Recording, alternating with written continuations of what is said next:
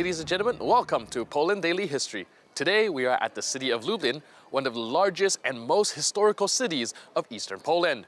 We will be speaking to Mr. Hubert Mącik, Chief Heritage Protection Officer, about some of the most beautiful buildings of Lublin and the history behind them. As I was going around the city, I noticed a lot of Renaissance influence in the buildings around here, specifically in Lublin and the cities around this region.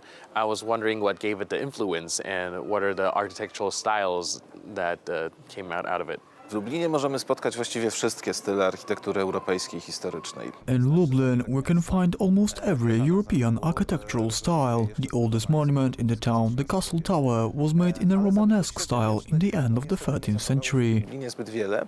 Przede wszystkim dlatego, że w XVI wieku Lublin był miastem bardzo bogatym. Unfortunately, not much of the medieval architecture remained in Lublin. First and foremost, due to the fact that in the 16th century Lublin was a very affluent city. That's why most of the old buildings were rebuilt in a new Renaissance style. It often happens that times of peace and prosperity bring about the changes to the architecture. That's exactly what happened here in the 16th century. Na szlaku wymiany handlowej pomiędzy wschodem a zachodem Europy. At the time, Lublin was one of the greatest trade centers in this part of Europe. It was also one of the most important stops on the east-west European trade route. Importowanymi z Wołynia, z Łódzka i z całej Rusi. The Lublin Fairs, which took place in February and July, gathered many ox merchants who brought the cattle from Wołyń and all of the Ruthenia, and later sent them through Wrocław to Leipzig and to the rest of Europe. Fundację nowych kościołów, klasztorów. Thanks to that, the city became very rich, and its citizens could build new tenement houses, churches and chapels. Przede wszystkim byli to ludzie pochodzący z nadjeziora Como i z pogranicza Włoch i Szwajcarii, tak zwani Komaskowie. What's interesting, the city's wealth drew to itself Italian architects and constructors. They came mainly from the area of Lake Como, between the borders of Italy and Switzerland. They were the so-called Comasians. It was a very charismatic group of constructors and architects. Z czym później ci tak zwani Komaskowie zapełniali jako fachowcy właściwie niemal całą Europę. This line of work was very popular at the Como region, in the Alps between Switzerland and Italy. Almost every young man there learned this craft. Fachowców budowlańców. Nic zatem dziwnego w tym, że przenosili tutaj takie formy architektury, jakie widzieli wcześniej u siebie. The Comasians then spread out across the globe, from Moscow in the east to London in the west. They also came to Poland.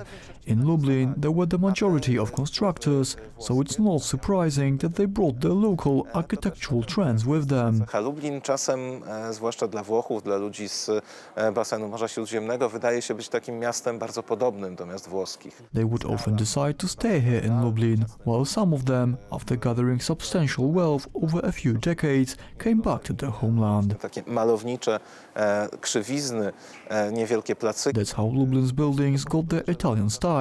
Nowadays, many Italians who come to Lublin are surprised how much it feels like home. Small alleys, more curved streets, beautiful little squares. All this makes Lublin feel like an Italian city. Charakterystyczne to kościół dominikanów, który... That is also how the Renaissance style came here, which we can see first and foremost in Lublin's churches. The Dominicans Church, the Jesuit Church, which is now a cathedral, although that one is more Baroque than Renaissance, Church of the Conversion of St. Paul, built for the Bernardines in the 15th century, or the churches of Carmelites and Barefoot Carmelites. At the beginning of 17th century, all the older churches were rebuilt and several new ones were constructed, all in the new, beautiful style called the Lublin Renaissance. Może trochę nieprecyzyjnie, ale dość ciekawie, malowniczo, renesansem lubelskim. A lot of the residential buildings here in the Old Town are centuries of years old, and I was wondering how the building style developed throughout the years. Were there any changes? Najstarsze fragmenty kamienic na lubelskim Starym Mieście pochodzą jeszcze z początku XV wieku. The oldest parts of Lublin tenement houses date back to the 15th century. However, not much of the Gothic style remained, due to the fact that most of the city's architecture was rebuilt, as the Italian constructors came and the estate owners became wealthier. Szczególnie trzeba tutaj zwrócić uwagę na dwie kamienice. Two tenement houses are especially worth mentioning. One is located at the Rynek 8th Street, close to us, called the Lublin XVI, and the so-called Konopniców tenement house, located at Rynek 12. Wewnętrzną, renesansową, ze znakomitą kamieniarką, pięknymi obramieniami kamiennymi okien, z stylizowanymi smokami. The Konopniców tenement house was wonderful Renaissance decor with beautiful stone frames around windows, carved dragons and other mythical creatures. This estate was decorated by Sant'Icocino Fiorentino, an Italian sculptor who came to Poland in the 16th century and settled in Pinchów. Zachowały się we wnętrzach znakomite polichromy. The Lubomirski's tenement house, which I mentioned earlier, is also very interesting, as inside there remained wonderful wall paintings of both religious and profane themes from the 16th century. Szczęśliwie Lublin nie był zniszczony podczas II wojny światowej. In many other tenement houses in Lublin, there are unique paintings from the 16th, 17th and 18th centuries, but also wooden ceilings and other architectural wonders from various eras, the oldest ones dating back to the 15th century. Te renesansowe kamienice lubelskie były przebudowywane w późniejszych okresach. The Renaissance-style buildings in Lublin were later rebuilt many times, and most of them remained in the 18th century form. It is also worth mentioning the decorations painted on Lublin's buildings during the post-war reconstruction of the city in the 1950s, which are very beautiful and interesting. Między innymi możemy zobaczyć je na kamienicach przy rynku. The old town in Lublin is full of buildings that are 4, 5 or 6 centuries old.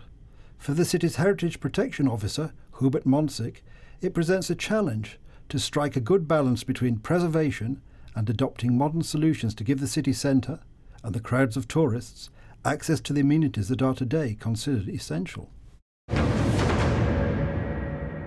For me, coming from California, the Lublin Old Town is vastly exotic in the sense that I see a lot of buildings that are centuries of years old. And for you as a heritage protection officer, what are the job you have to do and what are the things, the hurdles you have to go through to maintain the structures or the building architectures of these very old and elegant and beautiful buildings? Nie jest to łatwe. Wymaga to bardzo ciężkiej pracy, również dużych środków. It's definitely not easy.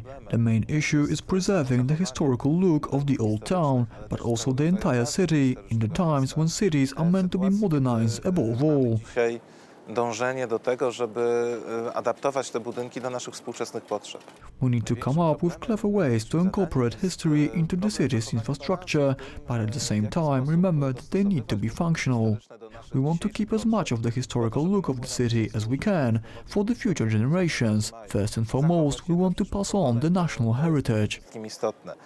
My staramy się przekazywać dziedzictwo kulturowe kolejnym pokoleniom. Z jednej strony to jest On one side is the task of preserving the buildings themselves, on the other we need to keep in mind the general landscape of the city. In cities such as Lublin it is especially important, since the town has a very interesting landform. The old town, located on the hill, has a beautiful panoramic view, and we want to keep it that way. We can't allow too tall buildings to be constructed below the old town, as they could block the amazing view, as well as we cannot allow the river valley to be deformed too much. This of course creates many tensions between us and the developers, which want to build as much as they can, while my role is often to forbid them from doing so.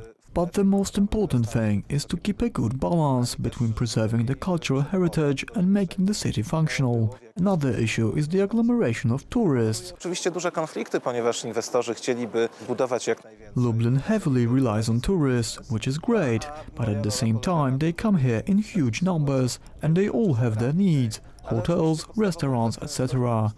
These needs sometimes force us to adapt the tenement houses, make them more accessible, which is quite difficult in the small space of the old town. This creates conflicts between us and the suppliers for the restaurants or even the garbage trucks, but we usually manage to find common ground. Nonetheless, the most important value of the city's monuments is their historical value, so we should try and adapt their functionality to them, not the other way around. It's not easy, but with such a unique historical city, we need to keep in mind its long-term value, not the short-term income of the tourist industry. Krótkoterminowy zysk, jaki mogliby chcieć przedsiębiorcy w tym obszarze. The city of Lublin is not just one of the oldest cities of all of Poland, but also one of the best preserved. Thanks to the meticulous work of historians and the heritage protection officers, future generations will get the opportunity to witness centuries of history firsthand. That's it for today. I'm your host, Benjamin Lee. I'll see you next time on Poland Daily History.